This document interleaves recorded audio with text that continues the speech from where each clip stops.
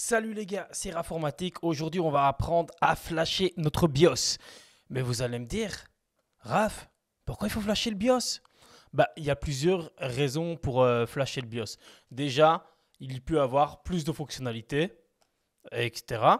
Aussi, par exemple, pour corriger les bugs, exemple sur Intel avec la 13e et la 14e génération de processeurs qui étaient fourrés de bugs.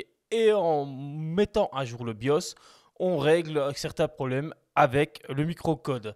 Aussi, du coup, avec la mise à jour du BIOS, on peut également avoir plus de performance sur certains processeurs. Et pour ceux, juste pour rester à la page tout simplement. Donc voilà, aujourd'hui on va voir comment est-ce qu'on fait. Donc la seule chose qu'il vous faudra, c'est une clé USB entre 1 et 32 Go pour pouvoir la formater en FAT32. C'est tout. Allez, on passe au tuto.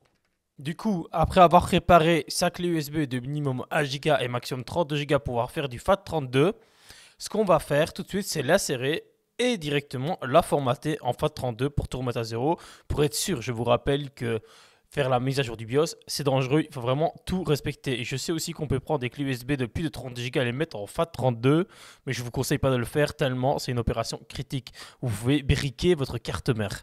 Donc on met la clé USB.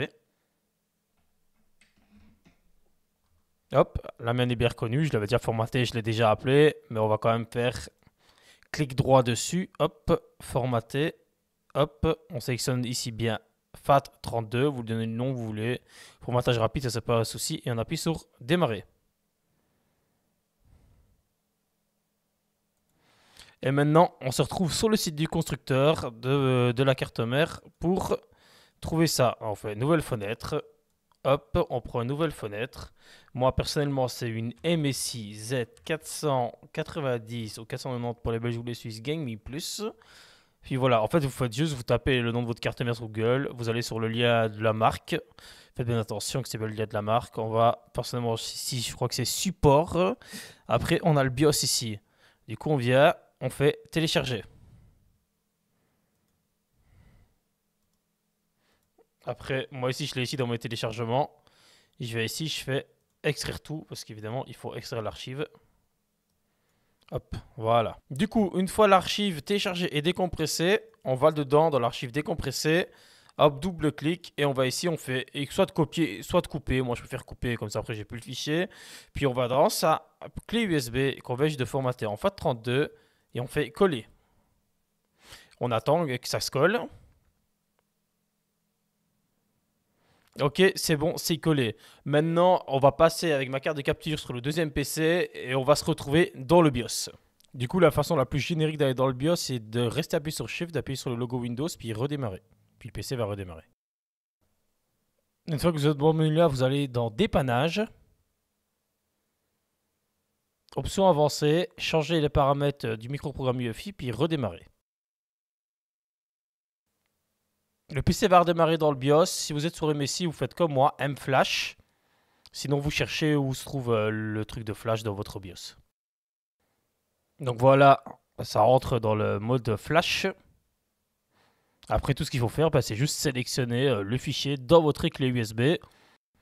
Vous appuyez sur Enter, puis ça va lancer le flash. Surtout, faites attention que votre PC ne s'éteigne pas pour ne pas briquer votre carte mère, s'il vous plaît. Il ne faut pas de coupure de courant, il ne faut pas l'éteindre, il faut rien laisser-le terminer et redémarrer. Félicitations, vous venez de flasher votre BIOS. Félicitations. Quand vous avez vu tout s'est bien passé, tant que vous respectez les étapes, il n'y a pas de risque de brique de la carte mère. Juste deux petites choses. Une fois que vous avez fait ça, une fois que vous avez mis à jour le BIOS, ne pas oublier d'aller réactiver le TPM pour pouvoir bien booter sous Windows 11. Si vous avez un overclocking, d'aller remettre les paramètres de l'overclocking de votre processeur. Et troisième chose, bien vérifier l'ordre de boot de vos disques. Voilà, c'est les choses que vous devez absolument faire après pour pas qu'il y ait de problème. Sinon, voilà, la vidéo touche à sa fin. Si vous avez aimé, n'hésitez pas de laisser un petit like, de mettre un petit commentaire et également de vous abonner. Salut!